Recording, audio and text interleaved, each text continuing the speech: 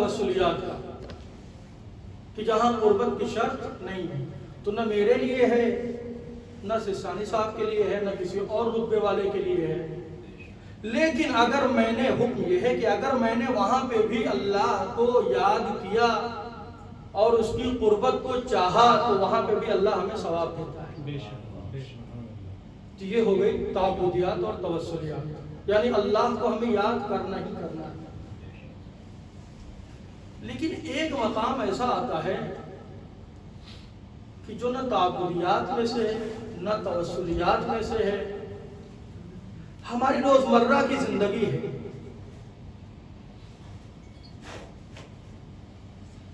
یہ آیہ کریمہ جو الا بذکر اللہ تطمئن القلوب ہے، یہ آیہ کریمہ ان دونوں کو بیان نہیں کر رہے، اس کے لیے احادیث موجود ہیں، اس کے لیے بتائے ہوئے راستے اور بتائے ہوئے احادیث ہیں، جس سے ہم نے سمجھا کہ یہ توسلی ہے، یہ تعبدی ہے، یہاں ضرورت ہے، یہاں ضرورت نہیں ہے۔ کچھ مقامات ایسے آئیں گے زندگی میں کہ جہاں پہ کوئی راستہ نہیں ہوگا جو آپ کو بتائے کہ یہ آپ کو کرنا کیا ہے۔ کچھ زندگی کے لمحات ایسے آئیں گے جہاں پہ ہمیں معلوم نہیں ہوگا کہ ہمیں یہاں پہ کرنا کیا ہے۔ یہ آیہ کریمہ وہاں کو بیان کر رہی ہے کہ میں دیکھتی ہوں، یہ آیہ کریمہ کہہ رہی ہے میں دیکھتی ہوں اب کہ تمہاری یاد میں اللہ ہے یا نہیں ہے۔ اور یہی وہ مرحلہ ہے زندگی کا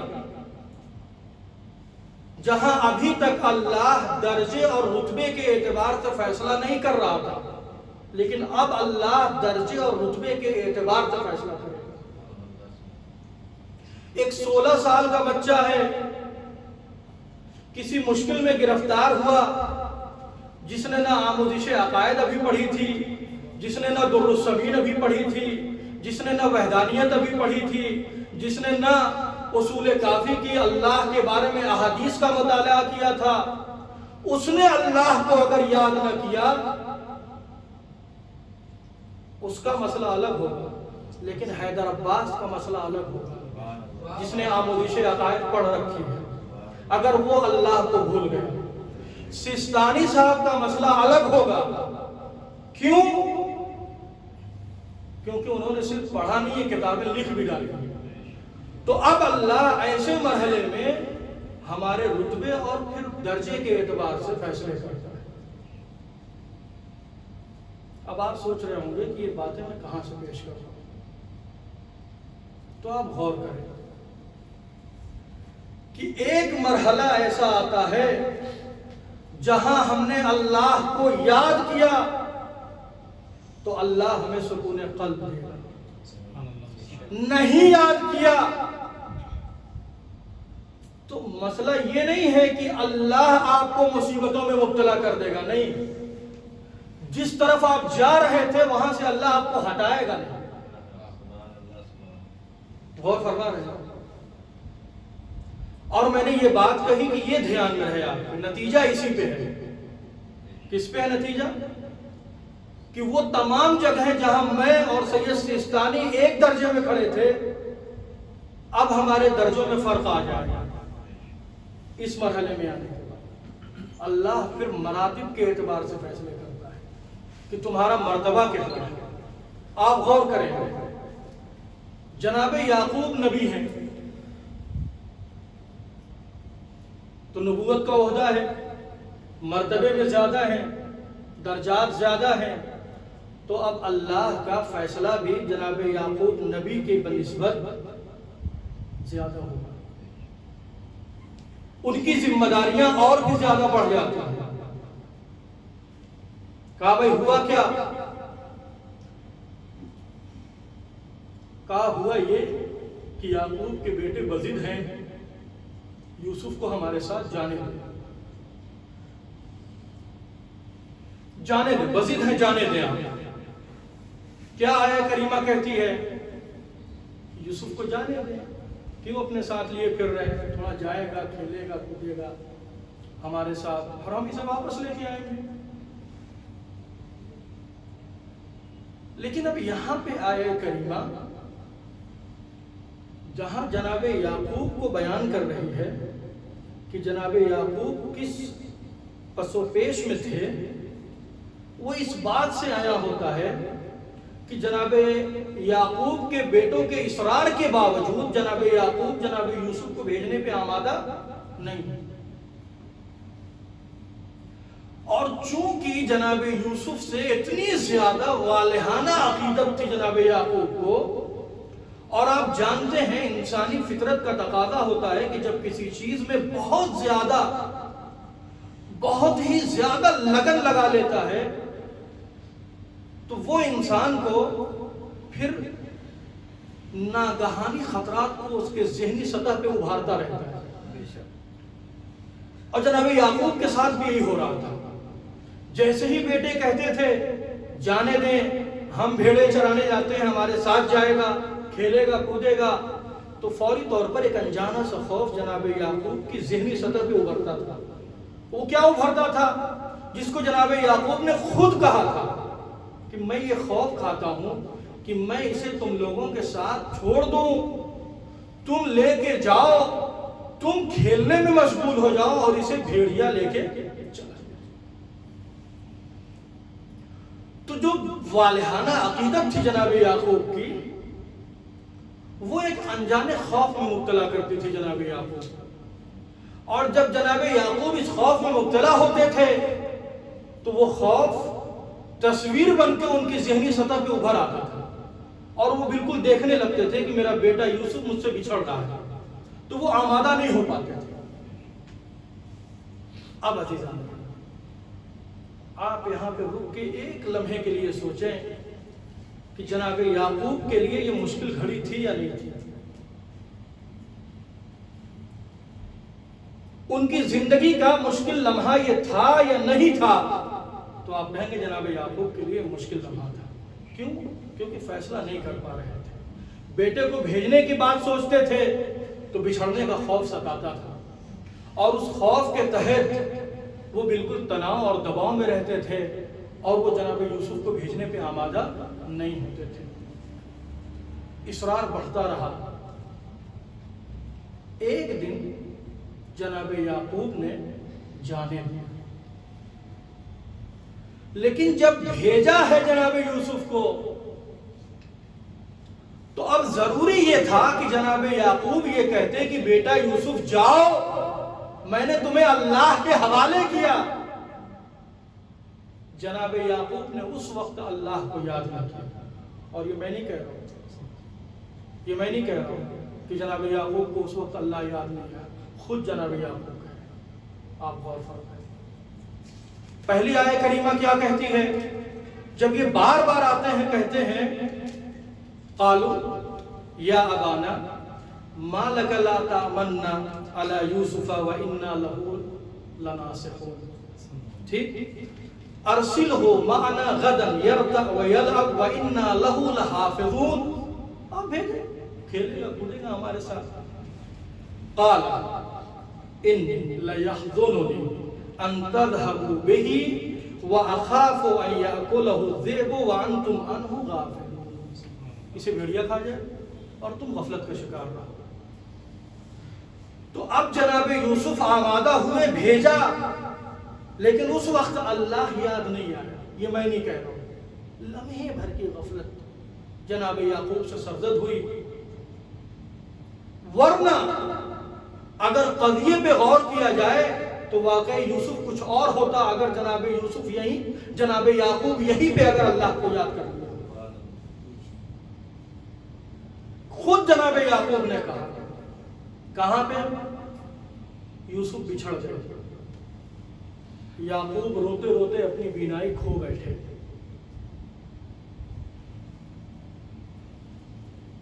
قحط پڑا، پتہ چلا مصر میں بادشاہ مصر اناج تقسیم کر رہا ہے، گئے بچے لے کے آئے، جب واپس آئے تو اب کیا کہتے ہیں آنے کے بعد؟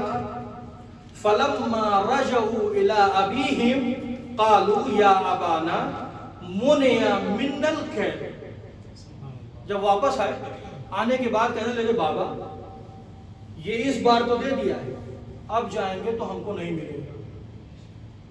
فَأَرْسِلْ مَعَنَا أَخَانَا، بابا اگر اب آپ کو آئندہ باری اناج چاہیے تو آپ اپنے بیٹے اور ہمارے بھائی بنیامین کو ہمارے ساتھ بھیجیں، کیونکہ ادھر سے یہی کہا گیا ہے نقتل وَإِنَّا لَهُ لَحَافِظُونَ، وہی بالکل بے عین ہی وہی جملہ یہاں پہ ہے وَإِنَّا لَهُ لَحَافِظُونَ وَإِنَّا لَهُ لَنَاصِحُونَ۔ جناب یوسف کو جب مانگنے آئے تو کہا دیجیے، جاتے ہیں، کھیلیں گے کودیں گے اور ہم اس کا دھیان رکھیں گے۔ جب وہاں سے دوبارہ آئے اور وہاں سے منع ہوا کہ اگر بنیامین کو لے کے نہیں آئے تو تم کو اناج اور غلہ نہیں دیا جائے گا، تو آنے کے بعد پھر کہتے ہیں کہ بابا آپ بنیامین کو بھیج دیں، کیونکہ اگر یہ نہیں گئے تو اناج نہیں ملنے والا، وَإِنَّا لَهُ لَنَاصِحُونَ، ہم اس کا دھیان رکھ لیں گے۔ اب یہاں پہ جناب یعقوب کہتے ہیں، کیا کہتے ہیں؟ قال، یہی مین آیت تھی، قال هل آمنکم علیہ، میں بنیامین کے متعلق تم لوگوں پہ اطمینان کر لوں؟ الا کما امنتکم علی اخیہ، میں نے ایسا ہی اطمینان اس کے بھائی پہ بھی کیا تھا، اب میں تمہارے پہ اطمینان کرنے والا نہیں ہوں، اب میں تمہاری باتوں پہ ایمان لانے والا نہیں ہوں۔ فاللہ خیر حافظ، فاللہ، میں تمہارے اوپر اطمینان کرنے والا نہیں ہوں اس بار، بنیامین کے مسئلے میں نہیں، میں بہت ہوشیار ہو چکا ہوں۔ جب میں نے یوسف کو تمہارے حوالے کیا تھا، میں لمحے بھر کے لیے اللہ کی طرف سے ہٹ گیا تھا، تمہارے میں بھروسہ کر لیا تھا، یوسف بچھڑ گیا، میری بینائی چلی گئی، اب میں بنیامین پر تم پر بھروسہ نہیں کرنے والا ہوں، بلکہ فاللہ خیر حافظ، میں اللہ پر بھروسہ کروں گا اور وہی بہترین حفاظت کرنے والا۔ پورا قضیہ پلٹ گیا، لمحے بھر کے لیے اللہ کو یاد کیا، بنیامین گئے اور خود جناب یعقوب کے لیے بھی راہیں ہموار ہو گئی مصر تک جا کے۔ تو یہ میں نہیں کہہ رہا تھا، جناب یعقوب کہہ رہے تھے، اس سے پہلے والے مرحلے میں نے تم پر بھروسہ کر لیا تھا اور یہ میری غلطی تھی، لیکن اس بار میں وہ غلطی کرنے والا نہیں ہوں، میں اس بار اللہ پہ بھروسہ کروں گا۔ تو عزیزان کرام، اب یہاں رک کے میں اپنی بات پہ آؤں۔ کچھ مقامات ایسے ہوتے ہیں کہ جہاں پہ آپ کو اور ہم کو اللہ کو یاد کرنا ہے، کوئی بتانے والا نہیں آئے گا، اور اگر ہم نے یاد کیا تو اللہ وہاں ہماری معرفت اور ہمارے درجوں کے اعتبار سے ہمارے آپ میں فیصلے کرتا ہے۔ جس کی جتنی بڑی معرفت اس کے ساتھ اتنا بڑا فیصلہ ہو۔ جناب یعقوب عہدہ نبوت رکھتے تھے، شاید یہی قضیہ میرے ساتھ پیش آ جائے۔ مثال دے دوں، کچھ لوگ آ کے بضد ہو رہے ہوں کہ حیدر عباس اپنے بیٹے کو بھیج دو، ہم جا رہے ہیں سمندر میں نہانے کے لیے، یہی بحر نجف میں،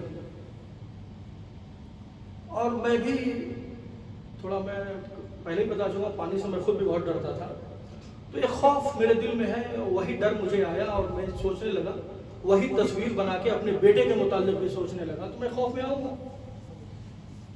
لیکن اگر سامنے والا بضد ہوا اور میں نے انہی پر بھروسہ کر کے بھی بھیج دیا، تو شاید میرے ساتھ وہ مسئلہ پیش نہ ہے جو جناب یعقوب کے ساتھ ہے۔ کیوں؟ کیونکہ اللہ کی توقعات مجھ سے وہ نہیں ہے جو جناب یعقوب سے، میرے پاس عہدہ نبوت نہیں ہے، میرے پاس وہ معرفت نہیں ہے، لیکن اگر میں اللہ کو یاد کرتا ہوں تو وہ تمام ناآگاہانی چیزیں جو دلوں میں پیدا ہوتی ہیں، پھر اللہ اس کے لیے خود حاجب بن جایا کرتا ہے۔ تو عزیزان گرامی، یہ تھا پہلا مرحلہ کہ جہاں پہ اگر اللہ کو آپ نے لمحے بھر کے لیے یاد نہ کیا تو قضیے ہونا کچھ ہوتے ہیں اور ہو جاتے کچھ ہیں، اور یہ سب کی زندگی میں ہوتا ہے، چاہے وہ نبی ہو۔ نبی کا پتہ کیسے چل جاتا ہے؟ کیونکہ وہ قرآن بیان کر رہا ہے۔ یہ ہمارے ساتھ بھی ہوتا ہے، ہماری روزمرہ کی زندگیوں میں بھی اگر لمحے بھر کے ہم اللہ کو یاد کر کے وہ کام کریں تو قضیہ کچھ اور ہوگا، لیکن ہم محسوس نہ کر پائیں تو ایک الگ بات ہے۔ لمحے بھر کی بھول اسی سورہ یوسف میں ایک مقام پہ اور ہے۔ کیا کہا؟ جب عورتیں جمع ہوئیں اور انہوں نے اپنی انگلیاں کاٹ لی تو جناب یوسف کو یہ قضیہ بہت ناگوار گزرا۔ کہا پروردگارا یہ چیزیں برداشت نہیں ہوتی ہیں، اس سے بہتر تو یہ ہے کہ میں قید خانے میں چلا جاؤں۔ جناب یوسف قید خانے میں ڈال دیا۔ پھر وہ مرحلہ آیا کہ 2 قیدی آئے اور آنے کے بعد پوچھنے لگے کہ ہم آزاد، ہم نے خواب میں دیکھا ہے، یہ ہے خواب ہمارے۔ جناب یوسف نے تعبیر بتائی تو جناب یوسف کی تعبیر کے اعتبار سے اس میں سے ایک وہ تھا کہ جس کو رہائی ملنے والی تھی۔ کیسے آئے کریمہ اس منظر کو بیان کر رہی ہے، آپ غور کریں گے۔ وقال للذی ظن انہ ناج منہما، جناب یوسف نے اس سے کہا جس کے بارے میں یوسف یہ گمان کر رہے تھے کہ اسے نجات ملنے والی ہے، اسے رہائی ملنے والی ہے، کیا کہا اس سے؟ اذکرنی عند ربک فانساہ الشیطان ذکر ربہ فلبث فی السجن بضع سنین۔ چھٹے امام فرماتے ہیں کہ جو جناب یوسف نے لمحے بھر کے لیے اللہ کو بھلایا اور رہائی پانے والے قیدی سے یہ کہہ دیا کہ تم خاص غلاموں میں سے ہو عزیز مصر کے، جب اس کے پاس جانا تم میرا ذکر کرنا، عزیز مصر مجھے پہچانتا ہے، یہ لمحے بھر کے لیے جناب یوسف کا اللہ سے ہٹ کے ایک بندے کی طرف آنا اتنا ناگوار گزرا کہ چھٹے امام کے قول کے مطابق کہ جناب یوسف کی قید پھر 6 یا 7 سالوں کے لیے بڑھا دی۔ جو قید ملنے والی بھی تھی وہ 6-7 سالوں کے لیے آگے بڑھا دی۔ تو جس سے جو مرتبہ ہوتا ہے اللہ اسی اعتبار سے پھر اس کے حق میں فیصلے بھی سناتا ہے۔ اب یہ آخری بات،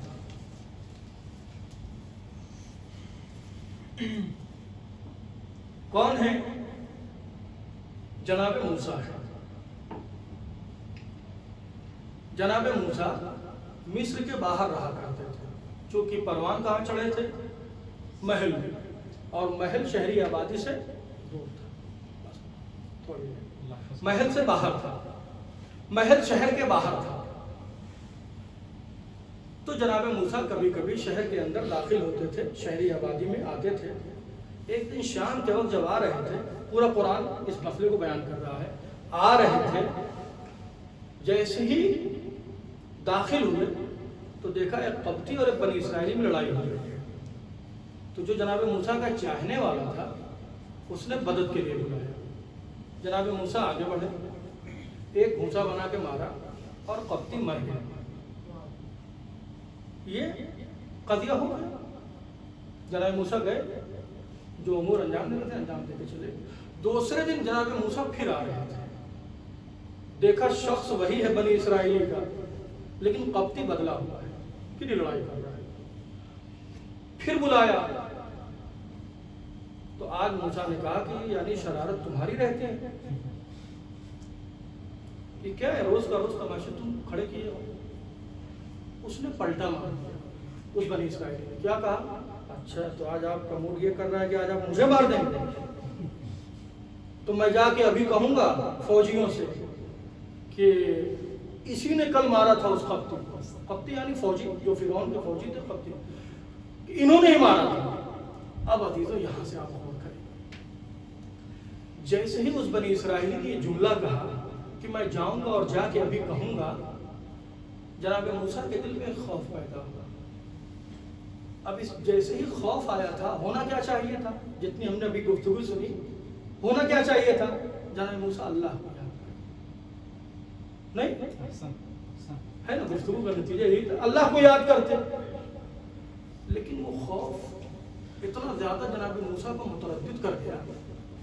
جناب موسیٰ کہاں ہیں؟ مصر۔ ہم کہاں بیٹھے ہیں؟ عراق۔ مدائن کہاں ہے؟ عراق۔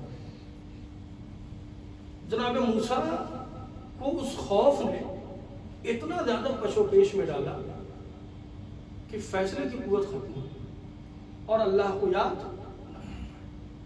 جناب موسیٰ اسی وقت الٹے پیر مصر سے باہر نکلے کہ اب بہتر یہی ہے کہ مصر چھوڑ دیا جائے. جناب موسیٰ جب وہاں سے نکلے ہیں مصر سے باہر تو رخ مدائن کی طرف کر دیا. اور ان راستوں سے موسیٰ پہلے بھی آئے گئے ہوں کیونکہ ان راستوں پہ مدائن بہت دور ہے, بیچ میں جارڈن ہے, اسرائیل ہے, سب انہی لائنوں میں پڑھ رہے ہیں. تو موسیٰ اور بھی جگہوں پہ گئے ہوں گے ان راستوں سے. لیکن آج جب جناب موسیٰ نکلے ہیں مصر سے تو جب اس راستے پہ پہنچے ہیں تو وہ راستہ وہاں سے صحرائے کی شکل میں تھا, یعنی ایک ادھر سے جانے والا پھر دو شاخیں تھیں. ایک راستہ وہ تھا جو متروک ہو چکا تھا, جسے چھوڑ دیا گیا تھا, جس پہ قافلے نہیں آتے تھے. جو قافلے نہیں آتے تو کیا مطلب نکلا, یعنی نہ درخت ہے, نہ ٹھہرنے کے لیے معقول منزلیں بنی ہوئی ہیں, نہ ہی کنویں ہیں جہاں پہ سیراب ہو سکے, پانی کا بندوبست کر سکے. متروک, پہلے کے جو ایک دو کنویں تھے وہی ہیں. ایک اور راستہ بنایا گیا تھا جس پہ درخت کاری کی گئی تھی, منزل بنائے گئے تھے رکنے کے لیے. جب یہاں جناب موسیٰ پہنچے ہیں تو اللہ کو یہ بات ناگوار گزری تھی کہ موسیٰ اگر آپ کو کوئی پریشانی تھی وہیں مصر میں رکتے. ہم تو بار بار کہہ رہے ہیں, ہم نے اپنے نبیوں میں سب سے زیادہ باتیں آپ سے کی ہیں, آپ کو تو تھوڑا مانوس ہونا چاہیے تھا ہم سے. رکتے, کہتے ہم سے, ہم آپ کی پریشانی کو دور کرتے. اللہ کو یہ بات اتنی ناگوار گزری. جناب موسیٰ صحرائے پہ کھڑے ہیں, بارہا آئے گئے تھے, لیکن اللہ نے ان کے ذہن سے بالکل نکال دیا کہ ان کو راستہ کون سا انتخاب کرنا ہے جس پہ سے قوافل گزرتے. اور جناب موسیٰ نے وہ راستہ اختیار کر لیا جو متروک ہو چکا تھا. 18 دن کا راستہ,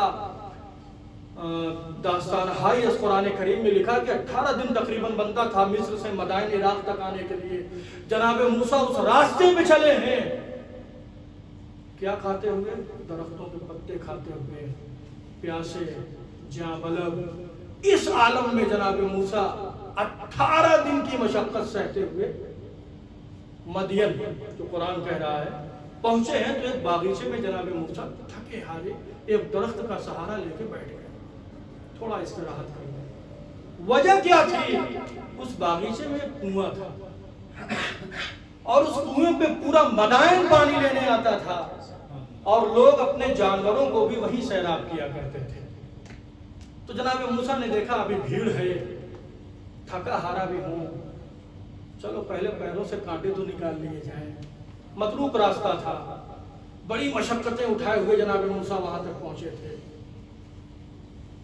جناب موسیٰ وہاں پہ بیٹھے دیکھتے رہے. تو جناب موسیٰ نے کیا دیکھا کہ لوگ پانی نکال رہے ہیں, ڈول کافی بڑا ہے, سب اپنی اپنی بھیڑوں کو پانی پلا رہے ہیں. اور یہیں پہ 2 بچیاں کھڑی ہیں, 2 لڑکیاں, 2 عورتیں کھڑی ہیں, اور ان کی بھیڑوں کو کوئی پانی نہیں دے رہا. جو ان کے بعد بھی آیا تھا وہ بھی پلا کے جا چکا. اب آپ کو پتا ہونا چاہیے جناب موسیٰ ایسے معاشرے میں اتارے گئے تھے کہ جناب موسیٰ ظلم کو برداشت نہیں کر پاتے تھے, ظلم دیکھ نہیں پاتے. جناب موسیٰ کھڑے ہوئے, کیا بھائی کتنے بد تہذیب لوگ ہیں آپ, یہ بچیاں اتنی دیر سے اپنی بھیڑیں لے کے کھڑی ہیں, آپ اپنی بھیڑوں کے لیے پانی نکال رہے ہیں, تھوڑا پانی ان کی بھیڑوں کو بھی دے دیں آپ. تو وہ سب مسکرائے اور ڈول کو پانی میں پھینک دیا. تاریخ کے جملے یہ ہیں, بولے نہیں کچھ, اشارے کیا. اس اشارے کا مطلب یہ تھا کہ وہ جو ڈول تھا وہ 10 آدمیوں کے بغیر کوئی کھینچ نہیں پاتا تھا, ڈول کافی بڑا تھا. تو وہ لوگ اشارہ کر کے آگے بڑھ گئے کہ جو ترم خان آئے ہیں اور چاہ رہے ہیں کہ پانی پلا دیں, چھوڑ کے ہٹ جاتے, یہ اکیلے کھینچ ہی نہیں پائیں گے, جو آئے ہیں انصاف دکھانے.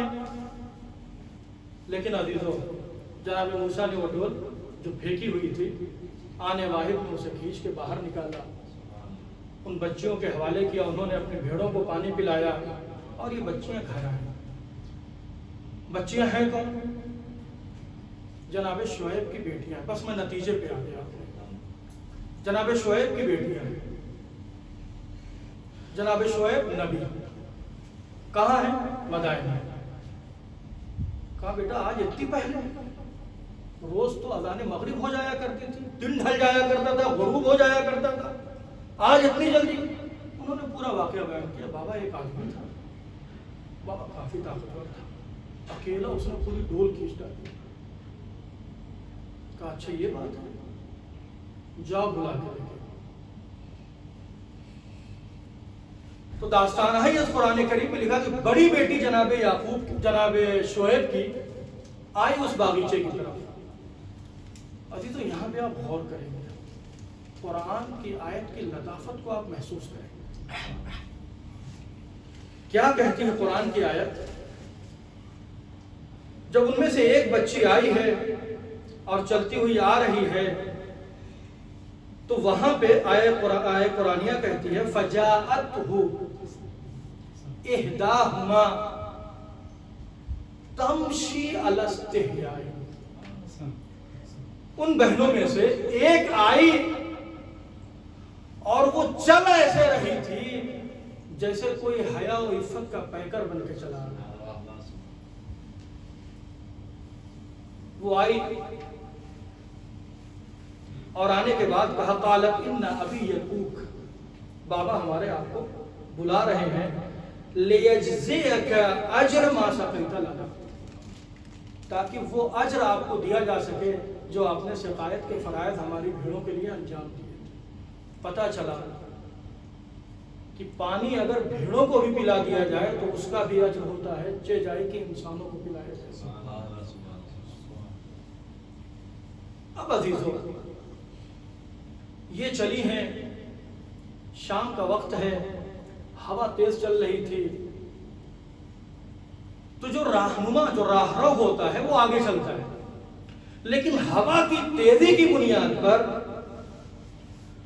जो पर्दे जनाब शुएब की बेटी ने किए हुए थे वो पर्दे इधर उधर हो जा रहे थे। जनाब मूसा ने रोका, कहा ऐसा करें, मैं आगे चलता हूं, आप पीछे से हमारी रहनुमाई करें कि आपका घर किस तरफ है।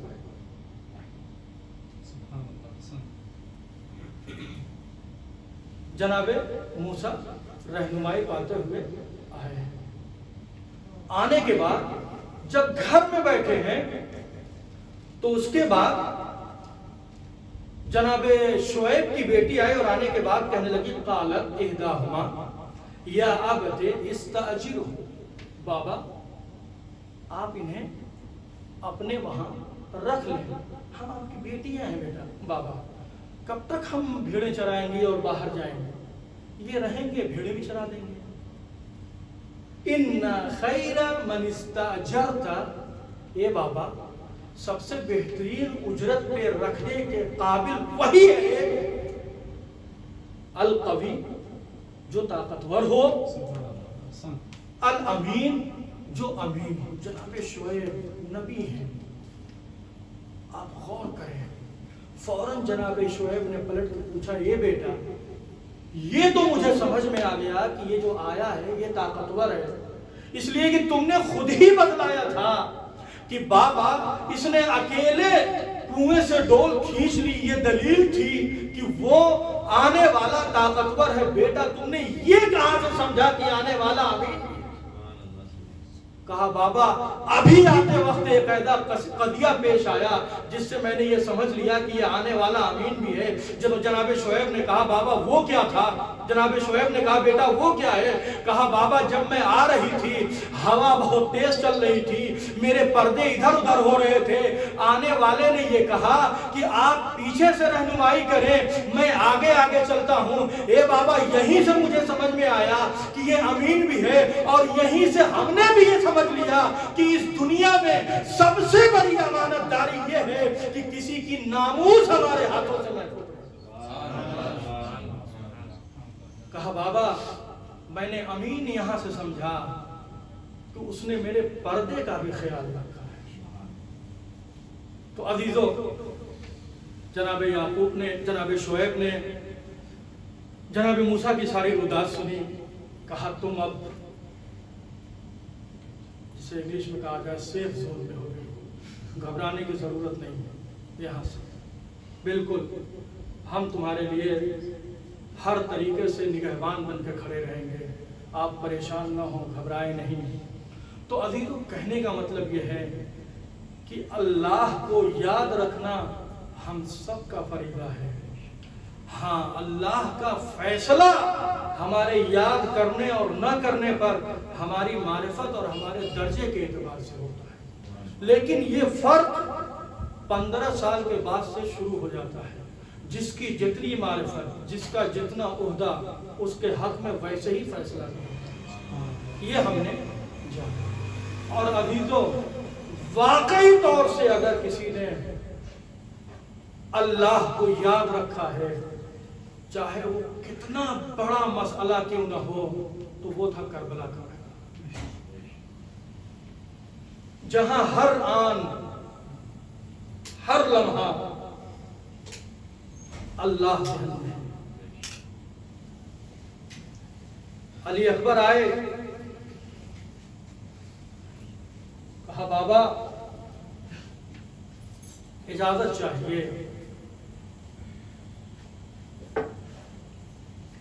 इमाम हुसैन कहते हैं कि बेटा, मुझसे ज्यादा आपके ऊपर आपकी फूफी का है, आप जाएं अपनी फूफी से इजाजत ले लें। जनाब अली अकबर ने वहां से भी इजाजत ले ली। आए, कहा बाबा मैंने वहां भी इजाजत ले ली। तो सख्त मसला है, बूढ़ा बाप है, जवां साल बेटा है, उसे रुखसत करना है, सामने मौत है। ये सिर्फ और सिर्फ हुसैन थे जो उस आलम में भी अल्लाह को याद कर रहे थे। एक लम्हे के लिए अल्लाह हुसैन के जहन से नहीं हटा। क्या कहती हैं रिवायतें? रिवायतें ये कहती हैं कि जब अली अकबर सामने खड़े हुए, हुसैन ने इजाजत दी, अली अकबर घोड़े की तरफ चल ही रहे होते हैं कि हुसैन जमीन पे बैठे, फिर खड़े हुए, फिर बैठे, फिर खड़े हुए। जब तीसरी बार हुसैन खड़े हुए हैं तो एक मर्तबा आसमान की तरफ सर को उठाया और सर को उठा के कहते हैं, परवरदिगारा तू गवाह रहना, अब उसे भेज रहा हूं जो रसूल से सीरत में गुफ्तार में जो सबसे ज्यादा मुशाबह है। तो अजीजों, जहां पे इंतहाई दर्जे का जो सबक मिलता है हमको, वो यही करबला का मैदान है। कितनी भी बड़ी आफतें आ जाएं, लेकिन अल्लाह एक लम्हे के लिए हमारे ज़हनों से निकलना नहीं चाहिए। हुसैन ऐसे आलम में है, पुश्ते फरस पे,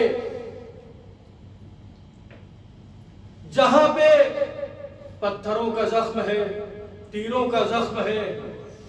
ऐसे आलम में हुसैन अपनी पूरी कुव्वतो तवानाई को इकट्ठा किए हुए, अपने आप को संभाले हुए हैं कि जहां खून के रिसने से भी हुसैन के अंदर नातवानी बढ़ती जा रही है, वो हुसैन ऐसे आलम में भी अपने आप को संभाले हुए है।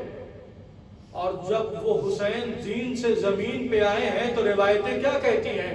हुसैन ऐसे ही आलम में नहीं आए, हुसैन जब जीन से जमीन पे आए हैं तो हुसैन सीधे सजदे में गए हैं। हाँ अज़ीज़ों, ये आखिरी मेराज है इंसान के अल्लाह की मारिफत को रखने के लिए, कि जहां तीरों का जख्म है, जहां पे खून रिस रहा है, जहां पे हर आन बदन की तवानाई जवाब देती जा रही है, लेकिन हुसैन अल्लाह को भूलते नहीं है। ऐसे आलम में भी हुसैन सजदे में है और अल्लाह को याद करते जा रहे हैं और पूरी दुनिया को ये बतलाते जा रहे हैं कि देखो, अगर अल्लाह की मारिफत कवी हो तो अल्लाह की याद से न तीर गाफिल कर सकता है, ना ही तबर गाफिल कर सकता है, ना ही दुश्मनों के नैज़े गाफिल कर सकते हैं। और किसी भी एतबार से हमको अल्लाह को हर आन याद रखना होगा। अजीजों, ऐसे आलम में हुसैन है और उसी आलम में ایک بدبخت آتا ہے اور حسین کو لے کے گھسیٹتا ہوا نشیب کی طرف جاتا ہے. اب جب وہاں پہنچتا ہے سینے پہ سوار ہوتا ہے. وہ بہن جو ٹلے زینبیہ پہ کھڑی ہوئی یہ سارا ماجرا دیکھ رہی ہوتی ہے, ایک مرتبہ آواز لگاتی ہے, ارے کوئی بھی نہیں ہے جو میرے ماجائے کو بچا لے, ارے میرا ماجایا 3 دن کا بھوکا و پیاسا ہے. عزیزو, ادھر ایک بہن فریاد کرتی رہی, ادھر سوکھے گلے پہ خنجر چلتا رہا, ادھر حسین کے سر و تن میں جدائی ہوئی. تیز آندھیاں چلنا شروع ہوئی, آسمان سے خون برسنا شروع. الا لعنت اللہ علی قوم الظالمین رضا بقضائہ و تسلیما للہ. سارے علاقے میں واسطہ محمد علیہ